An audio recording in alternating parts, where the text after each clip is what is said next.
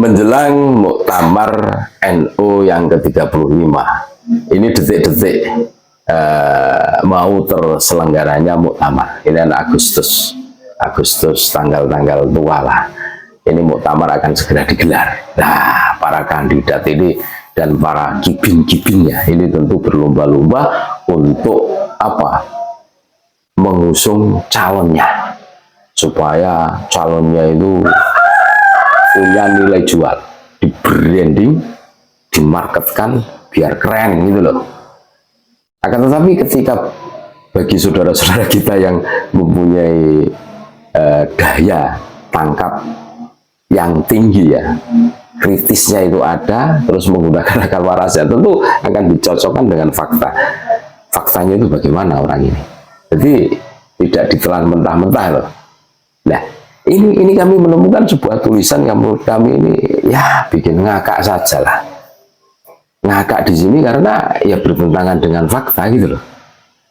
Wah, ini ada komenan dari saudara kami bikin status loh, ini komen di statusnya ini.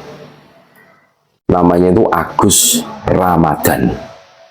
Dalam komennya ini mengunggulkan Kiai Miftah sedemikian rupa. Apa nggak boleh? Ya boleh, itu hak kalian. Tapi setelah kami telusuri Agus Ramadan ini ternyata ini ikut itu Torikoh geng Pekalongan ini dalam statusnya itu. Wah, ini ya kibin ini menurut kami seperti itu kan. Ini tidak bisa dibohongi kan itu. Makanya wajar seumpama kibin ini mengunggulkan seseorang yang di situ tuh bila mati-matian junjungannya. Nah, bisa dipahami saudara-saudaraku. Nah, ini dalam komenannya ini, wah ngeri saudara-saudaraku. Ngerinya bagaimana?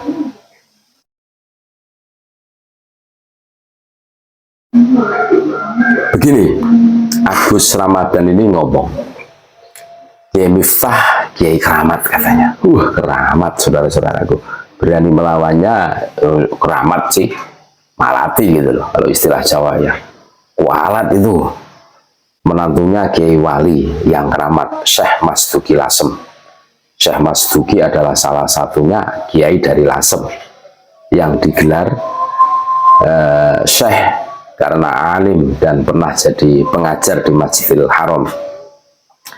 Kakak ipar Kiai Miftah ada yang tinggal di Pekalongan, namanya Kiai Taufik Wonopringgo, yang juga Kiai Wirai dan keramat.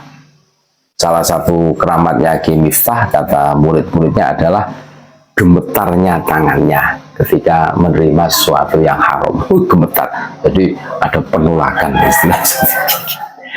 Wah, ada-ada saja ini. Apa nggak boleh? Ya boleh lah, tapi bagi yang berpikiran kritis tentu kan bisa menjangkau apakah narasi ini sesuai dengan fakta. Ya namanya Kiai keramat itu kan terbukti kekeramatannya. Nah, buktinya kalau keramat itu menyelesaikan masalah internal PBNU saja nggak becus kan. Keramatnya dari mana? Logikanya seperti itu kan. Sampai Kiai sepuh itu turun gunung untuk menyelamatkan NU, untuk mengurai konflik internal kemarin, kan masih ingat? Nah, kok ini dinarasikan Kiai keramat terus menantu dari Syekh, terus ketika menerima sesuatu yang di situ itu ada indikasi karun, tangannya itu sudah memberikan kode gemetar, padahal gemetarnya itu bukan karena itu, tapi karena belum lapar makan gitu loh, makanya gemetaran. Ini jadi kan seperti itu. Ini lucu-lucuan saja saudara-saudara. Ini salah satu trik untuk mengangkat seseorang biar nilai jualnya itu ada. Iya. Ini salah satu strateginya kaum dobel kan. Seperti itu. Wah, dinarasikan mujtahid mutlak, safinatun nuh, mursyidul mursyid. Tapi ketika dihadapkan pada pengajian terus ngaji, wah bahasanya nggak karu-karuan. Salah, membaca hadis juga salah, memaknai ayat Al-Quran juga salah. Ya, terus alim alamahnya kemana? Ya itu coba glorifikasi saja biar keren gitu loh. Terus dinarasikan wali, walinya wali, mursidul mursid, tapi realitanya, faktanya ya jauh dari itu semua. Ya sama. Makanya dalam sebuah hadis ini baginda Nabi ini jelas, mangkola ini alimun fa innahu jahilun. Barang siapa orang yang berkata aku ini orang pintar, sebenarnya orang bodoh itu. Dan menurut kami sama, ketika orang itu dikatakan keramat ya sudah, atau mengatakan dirinya keramat ya sudah, berarti tidak keramat lagi itu karena sudah dikatakan gitu. Maka ketika kita cocokkan ya, ada makalah la ya'riful wali illal wali, tidak bisa mendeteksi seorang itu wali kecuali orang yang mengatakan seorang wali dia itu juga wali. Kodenya kan seperti itu.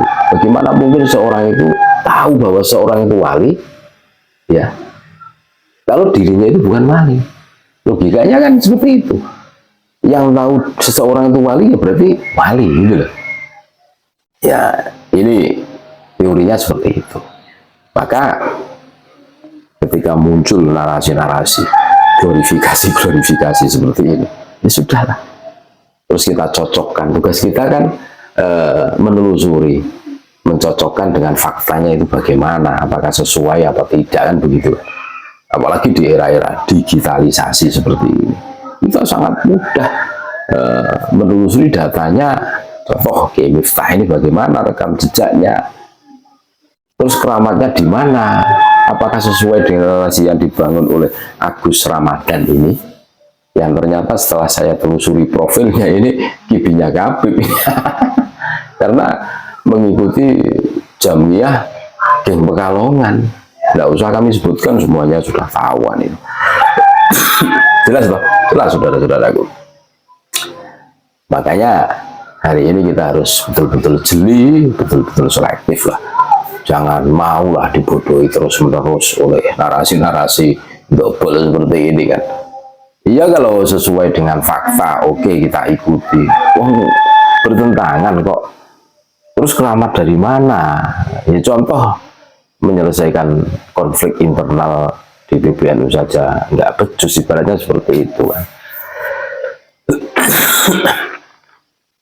Kan jelas toh, jelas ini saudara-saudaraku. Makanya ketika muncul narasi-narasi seperti ini ya, bagi yang paham tentu akan tertawa, geli, apa iya, menimbulkan pertanyaan seperti itu. Nah ini justru menurut analisa kami memperlihatkan kebodohan gitu loh.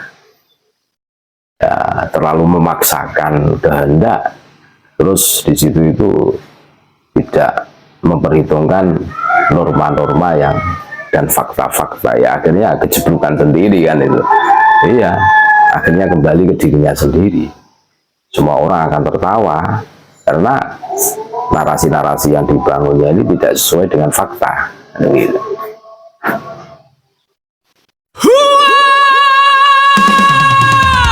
Melawan arus mencari kebenaran hakiki,